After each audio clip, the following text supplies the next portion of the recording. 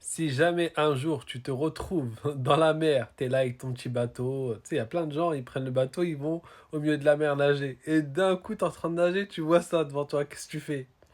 Eh ben, sache que le prophète sallallahu alayhi wa sallam nous a raconté l'histoire de trois hommes. Et ce hadith, c'est Abdullah ibn Omar qui le rapporte, il est dans l'authentique de l'imam al-Bukhari et Muslim.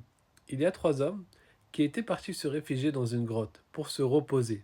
Et en fait, quand ils sont partis dormir, d'en haut, eh ben, tu as un rocher qui est tombé et s'est retrouvé devant la grotte. Donc ça a bloqué. Et bien sûr, le rocher il était vraiment trop gros.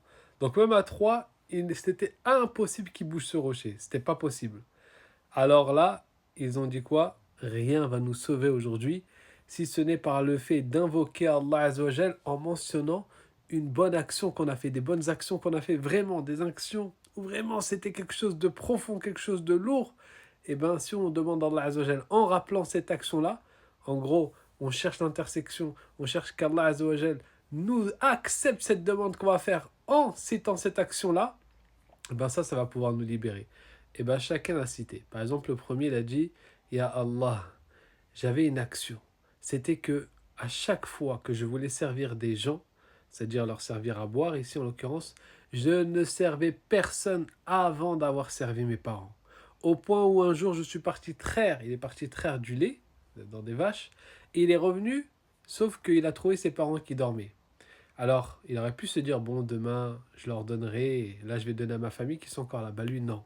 Il a gardé ce tardim, cette immensité dans son cœur de respect envers ses parents, et il est resté debout, à tenir, jusqu'à ce que ses parents se lèvent. Et dites-vous que dans le hadith, il est dit que même ses enfants, ils étaient là, à ses pieds, en train de pleurer, en gros, ils avaient faim.